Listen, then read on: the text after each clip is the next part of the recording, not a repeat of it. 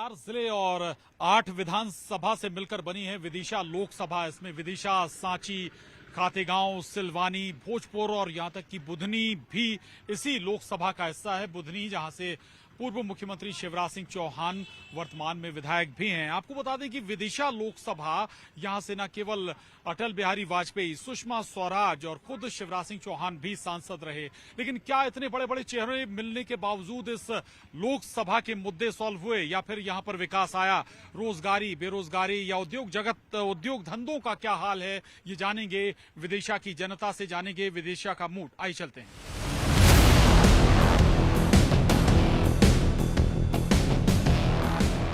विदिशा का ये मशहूर SATI कॉलेज है और यहाँ के कुछ स्टूडेंट्स हैं, उनसे हम बात करेंगे लोकसभा चुनाव को लेकर।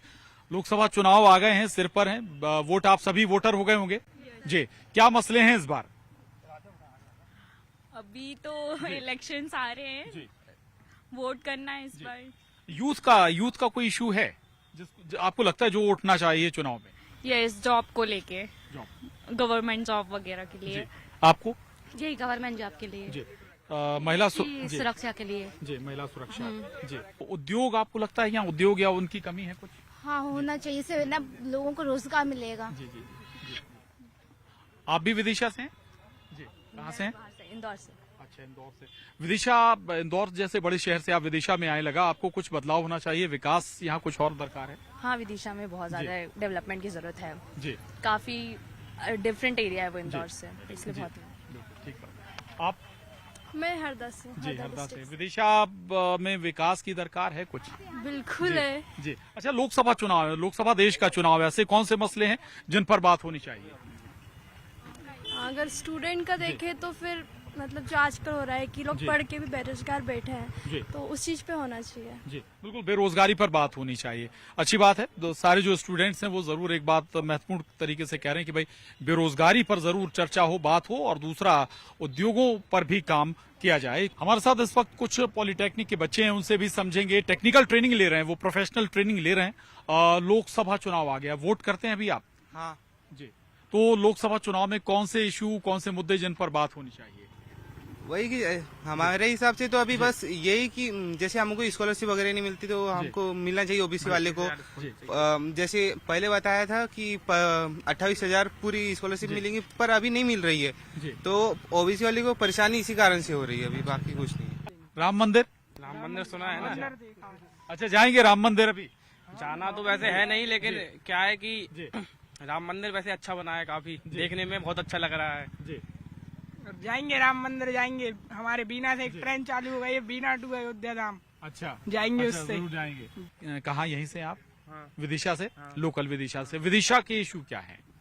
विदिशा के इशू सर कुछ नहीं है, लेकिन बीजेपी की है। अच्छा, हर प्रकार से, जैसे हर प्रकार से सर। अच्छा। स्कॉलरशिप नहीं आ रही है। स्कॉलरशिप नहीं आ रही है सर, सबसे बड़ा इशू तो यही है। और क्या होना चाहिए सर? हर बार स्कॉलरशिप का फॉर्म और सर अपन किसान आदमी कहाँ से लाए? नहीं, लेकिन ये स्कॉलरशिप लोकल मुद्दा हो गया। आपको अब देश का चुनाव हो रहा है, राष्ट्रीय स्तर का चुनाव हो रहा है, तो क्या ये राष्ट्रीय देश की सुरक्षा के मद्देनजर या ऐसे राष्ट्रीय इशू पर नहीं होना चाहिए बात? सर किसान है तो हमें तो सबसे बड़ा इशू वही है। MNP पे मिलना चाहिए ना सर जी। ठीक है, और जो किसान दिल्ली जा रहे हैं उन्हें जाने दो ना, जी। क्यों रोक रहे हो? ठीक है, अगर सरकार है, बीजेपी को अपने आप पे इतना भरोसा है कि मेरी पूरी पब्लिक मेरी है, तो फिर जाने दो ना, सुनो ना उनकी, क्यों रोक रहे हो? क्यों रोक रहे हो सर? तो ये इंजीनियरिंग के, पॉलिटेक्निक के स्टूडेंट हैं, लेकिन समझिए आप देखिए कि किसानों की बात करने से भी पीछे नहीं है, जागरूक हैं, अवेयर हैं। कुछ और युवाओं से भी हम बात करेंगे, आगे चलते हैं।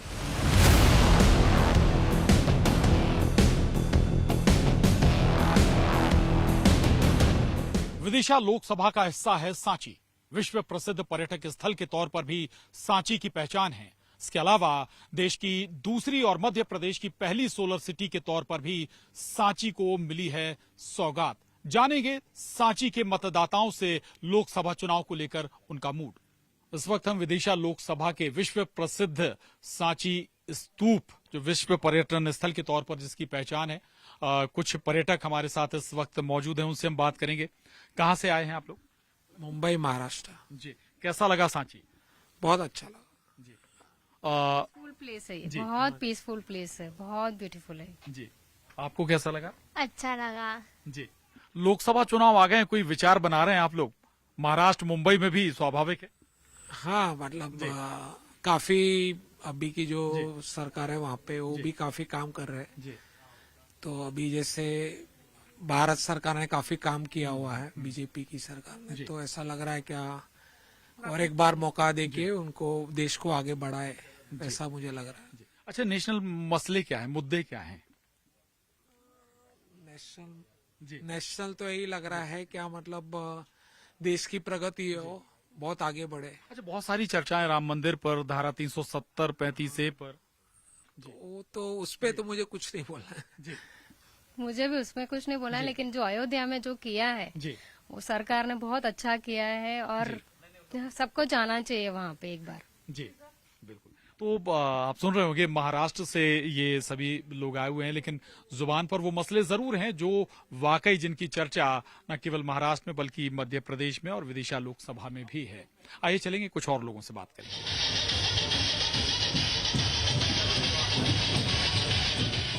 हम इस वक्त सलामतपुर तिराहा पर हैं। एक रास्ता जो रायसेन के लिए जाता है, वहीं अगर इस तरफ हम देखें, मनीष दिखाएं कि एक रास्ता भोपाल के लिए जाएगा, दूसरा सागर रूट चला जाएगा। लेकिन ये वो तिराहा है जहां चारों तरफ से ग्रामीण इकट्ठे होते हैं, चर्चाएं होती हैं, कोई अपना दूसरी जगह के लिए साधन पकड़ता है, तो तमाम तरह की यहाँ पर चर्चाएं होती हैं। ग्रामीण लोगों से बात हम यहाँ पर करेंगे। कुछ लोग यहाँ पर बैठे हुए हैं, इनसे जरूर समझने की कोशिश करेंगे।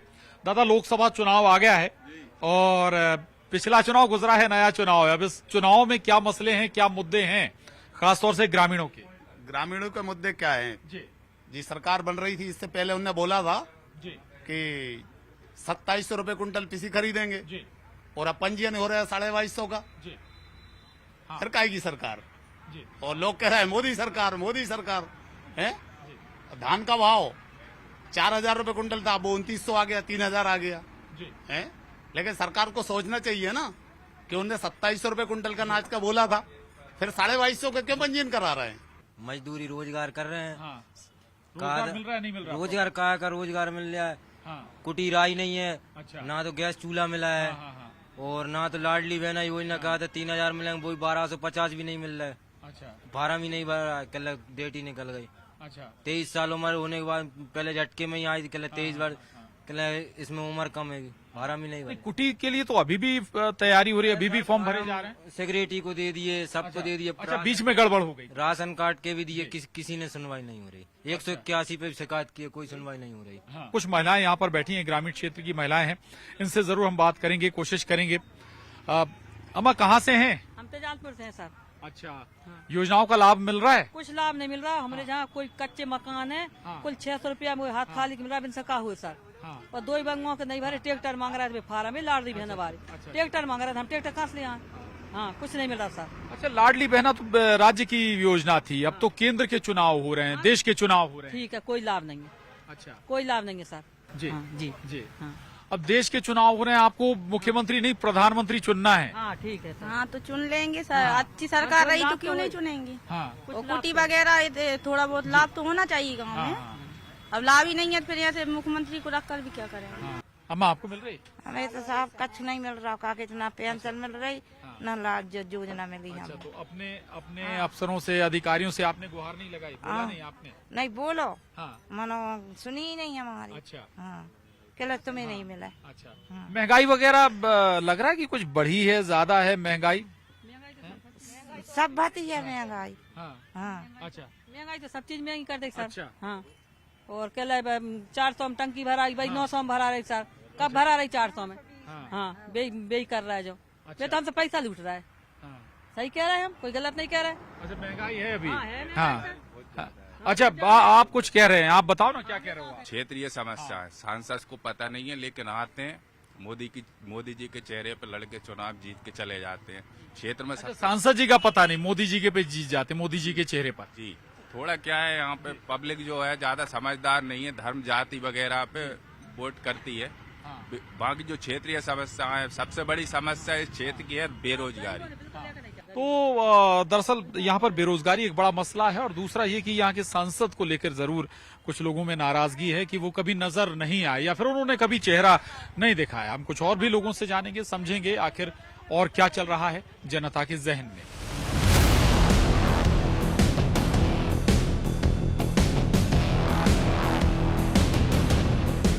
हम इस वक्त रायसेन जिले में हैं और रायसेन जिले का हमारे दाएं हाथ की तरफ अगर हम कहें कोणी मोरी गांव है ये, और इसी गांव में रहने वाले जो ज्यादातर किसान हैं वो खेती करते हैं।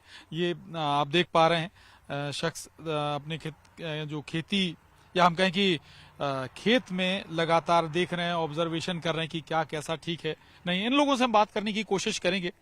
दादा, क्या खेती किसानी को लेकर जो योजनाएं चल रही हैं उनका लाभ मिल रहा है आपको? जी मिल रहा जी मिल रहा।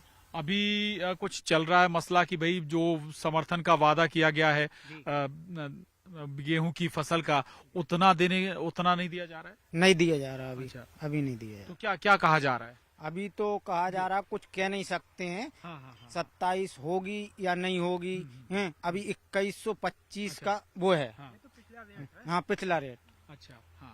अच्छा, ये ठीक है। चुनाव आ गए, ये तो ठीक है, राज्य सरकार ने आपसे वादा किया था। अब लोकसभा का चुनाव है, किस आधार पर वोट करोगे?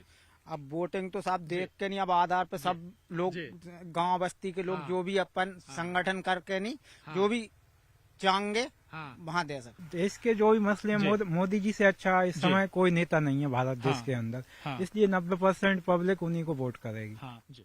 तो ये आपने सुना लोकसभा चुनाव, कुछ मसले जरूर हैं किसानों के कि भाई किसी का सही दाम वाजिब दाम नहीं, लेकिन किस आधार पर वो वोट करेंगे ये जरूर आपने सुना। ये किसान की आवाज है, किसान की बात है। हम और बात करेंगे, लोगों से चलेंगे। विदिशा लोकसभा का हिस्सा रायसेन, और रायसेन का ये बेहद व्यस्त महामाया चौराहा इस वक्त जहां मौजूद हैं, और लंबी चुनावी चर्चाएं इस चौराहे पर होती हैं। मजमा लगता है, लोग जुटते हैं, और यहां मौजूद कुछ लोगों से भी हम बात करेंगे, रेहड़ी पटरी वालों से भी बात करेंगे कि आखिर उनके क्या मसले। कुछ बुजुर्ग हमारे साथ यहाँ बैठे हुए, लंबा अनुभव जिनका है, उनसे चर्चा करेंगे। दादा, लोकसभा चुनाव आ गया है, क्या मसले इस वक्त जहन में चल रहे हैं? रायसेन में क्या चर्चा है?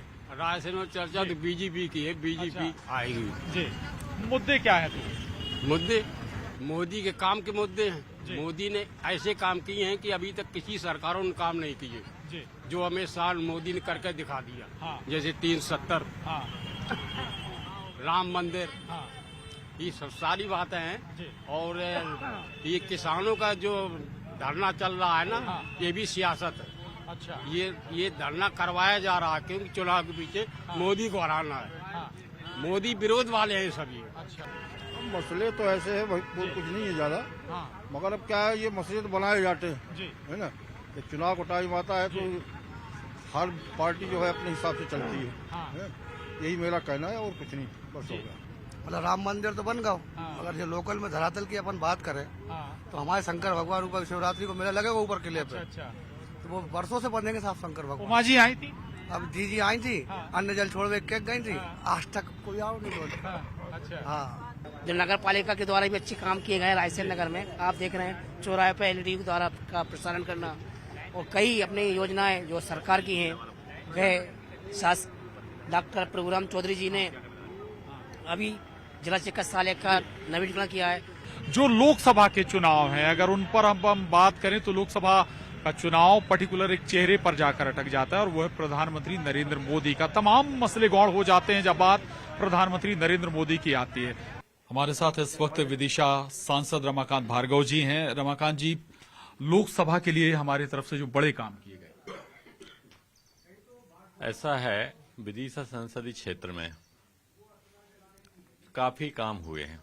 अमृत स्टेशन योजना के अंतर्गत भी मेरे संसदीय क्षेत्र में बहुत सारे काम हो रहे हैं।